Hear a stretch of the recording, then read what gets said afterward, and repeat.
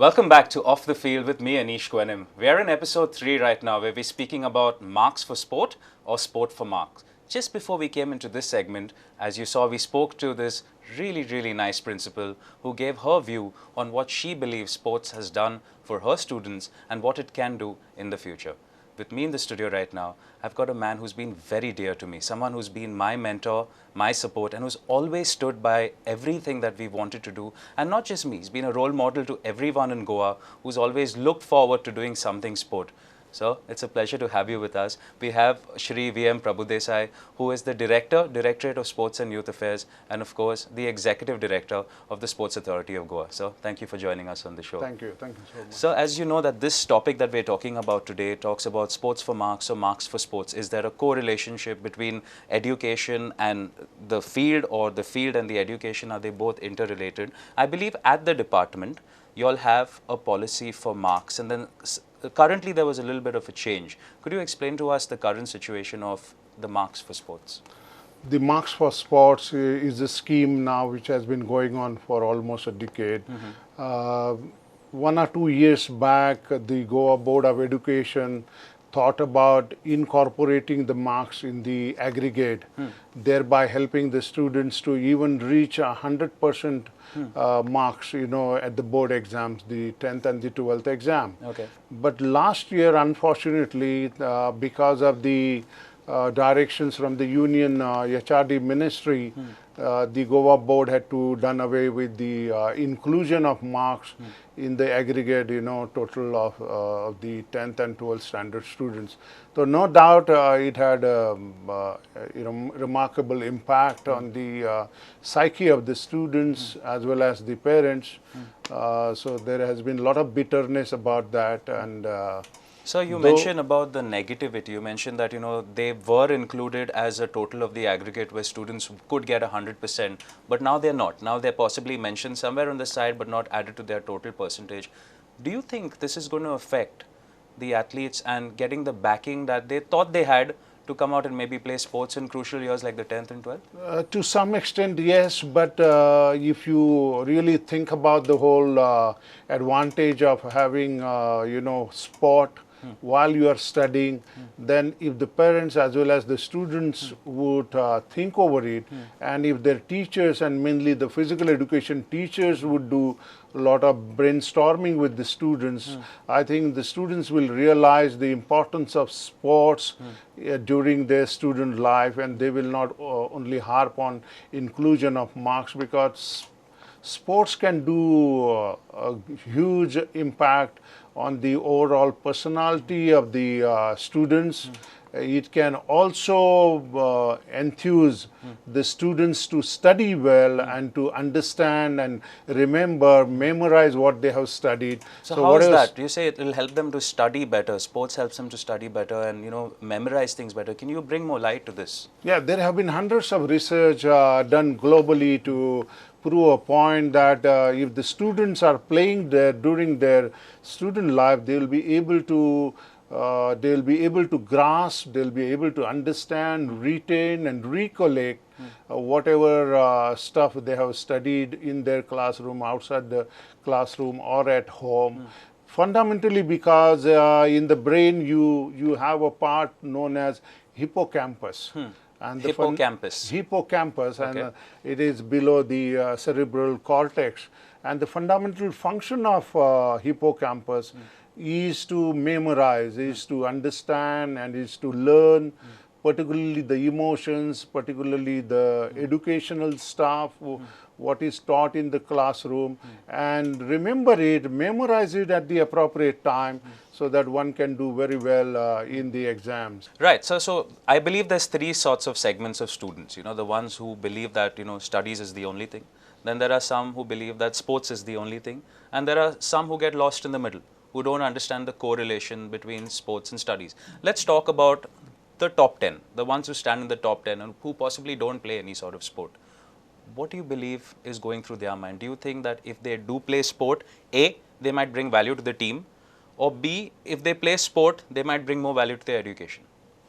It is both way, I suppose, and I have seen numerous examples during my playing career as well as later on now. as the officer of the department and later as the director of sports, we come across thousands of students right from primary level to PG level. And as you have rightly categorized them, there would be few who only concentrate on studies, others who concentrate on sport, and there would be the third category doing little bit of both. But we have found that people who are good at sports could be good at studies, if not vice versa. Fundamentally because of their grasping ability, their retention ability, their memorizing ability, and because of the values and because of the various skills that they study on the ground while playing a particular sport, those values and skills which they learn on the ground, they are able to transfer them into education, and therefore they are able to do well in education also, and not vice versa, to my mind. People we have seen bookworms, people who clinch about 95, 97, 98% marks. Later in their life, they are unable to cope up with the stress, cope up with the demands of their life, and they crumble under pressure. They crumble under pressure. I think crumble under pressure is also a very important thing that we learn from the sports field. So looking at it from a completely different angle now, let's put ourselves in the mind of a child who says, I want to become the next footballing star. All right. He puts a lot of pressure on himself by saying, I want to only play sport. I don't want to study. I don't want to reach anywhere. This is it. I want to just play sport. Do you believe that if that child studies well, he might become a better sportsman? No doubt about that, because during study, you really learn the rules of life, what you many a times may not learn on the playground. And then you know what you are, meant for. And then once whatever studies you do, you come to know about the current affairs, your general knowledge also, develops very well. You know what is what, and you know the role that is cut out for you apart from being a sports person. So to my mind, studies are also equally important. There are classic examples of various cricketers of yesteryears who have been very good students. They have done very decently in their studies. Can you remember anyone, sir? Someone who you for that feel? matter, Sunil Gavaskar, Okay. Dilip Vengsarkar, there could be Anil Kumble, the host of cricketers, and of course footballers could be also added to the list, who went on to become. Then there are tennis players like Linda Pace and Mahesh Bhupati, who have been equally good at studies and sports. Right. So I could prove a point that if you are good at sports, you can be very good at studies, and if you are good at studies, again you can be good at sports, because whatever skills you study during your learning process, you could transfer them into sports. So it's For interesting. example, the understanding of the rules and regulation of a particular sport, the tactics, the techniques, the game plans, the strategies could be very well learned through the books. Right. Education doesn't mean acquiring degrees. Right. Education means studying. Actual implication. Actual implication, trying to know better and better things, trying to know additional things than what you already know. To my mind, that could be the education, and not limited to degrees and diplomas. Right. So I'm very glad that there is such a good correlation between the two. But there is yet one segment that puts a lot of pressure on students. I would say the families. So recently I spoke to some parents, and there's so much of stress on them. Every time they say, my son or my daughter is going to play sport till the 9th, and no, he's now in the 10th, and then he'll play in the 11th, and then now he's in the 12th, and then he's in first year, second year, and then by third year there's no mention of sport at all. Your message to these people who are a part of an athlete's life, who play a very big role in explaining to them that it's not just about studies. It's also about backing it with the right physical fitness to achieve that level of mental fitness. What is your message to the parents of Goa who are watching the show, who put themselves and their people under so much of My pressure? message to the parents would be very loud and clear, that please encourage your wards to play at least one single sport, because that will help them to develop physically, mentally, emotionally, spiritually, and whatever lessons and values they learn apart from the physical fitness that they acquire, the endurance that they acquire, the kind of resilience, willpower, and tolerance that they acquire on the playground could be easily attributed later on to their education, could be transferred into their education, and they can become very good citizens, balanced citizens who are equally good at education and sports. We want all-rounders. We just don't want people who are extremely good at education and very poor at their physical fitness, at their tolerance level, at their resilience, at their willpower. So I think sports is the biggest instrument, biggest medium to develop various characteristics of a person who can later become an all-rounder. So thank you for your version. And I think right now sports is not just being a player. The sports has become an industry, and you can get so many jobs coming out of it, not just on the field, but even off the field. Thank you so much for joining us on the show, sir. It's always a pleasure. Thank you. We appreciate your initiative. It's glad to have you. When we come back for the next segment, we've got an internship manager. Now, this internship manager comes from a school of corporate thought, but there's a slight twist to it. He was told by his head of department, why don't we put our students to intern on a corporate desk? He turned around and said, I think they're going to learn more from the sports desk. We'll come back to you shortly.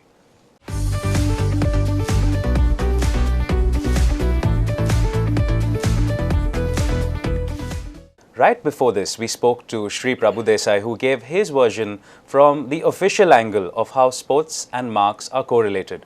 With me on this segment, I again have a very dear friend of mine, Mr. Vasant Hede. Now, who's Mr. Vasant Hede? Mr. Vasant Hede is the head of internships and marketing for Chogle's College. And why is he on the show? I'm going to explain this to you very shortly. Vasant, it's an honor to have you with us. Thank you so much for joining us and coming all the way. Thank you, Anish. It's been a pleasure and a real honor to be here. It's great to see you again, Vasant. So why Vasant is here is an angle which I want to put across to you all in a way which, we thought of let's add a little bit of mix. I think a mix is always good to various things in life. What Vasant brings is this thought. As an internship manager, he was always involved in putting his interns in a corporate workplace or in putting them in workplaces which we would normally put our students to gain a lot of work experience. This year, Vasant decided to do something different. He put his students in a sports team. Why? Well, we always, as you said, we always had people, students asking for internships in either corporates. We had a lot of students going in NGOs and also small private organizations. Yeah. But this year, we thought, why not give them an opportunity where they can be with a sports team and also learn a little bit of sports management. At the same time, we were very excited to see whether they would like that sport and also, get into the sports culture. You say sports management. Yes. Do you believe that the sports would have taught them some form of management? Yes, definitely. The whole idea of the internships at Chogle is that we encourage students to go and work in teams. Like, you'll have it in a daily work culture. So unless and until they work with other people and take responsibilities, they're not really going to feel and have a perspective about life and about careers. Right. So sports management was one thing which we consciously thought where students will get to rub shoulders with players, get into team meetings, organize an event, manage a social media page for the sports team, things like that. And we were really happy that we take that call. Right. These backgrounds which you mentioned, I believe there were 15 interns who went on to complete this internship. Out of them, what background were they coming from? What courses were they doing? Most of the students at Chogle College, as many people would know, they have arts and sciences background. Arts and science? Arts and science, yeah. Okay. So you have natural sciences, people have taken computational sciences like computer science or biotechnology. Okay. And then students have arts as in languages. Right. Okay, and social sciences. Right. So there was a mix of all these different subjects that they are studying. And bringing all that different intelligence on a sports field was something which was new for them, for us, to try and test it out. Out of these 15 students, I believe there must have been just one or two, as you mentioned to me when we spoke before the show, that a couple of them were inclined towards sport. 13 of them came because they thought it's a way of learning. Yes, yes. I would say that yes, there were 2 or 3 who were very inclined to sports. But the rest of them, they wanted to do an internship, but at the same time, they were not very sure where to go about it. Okay.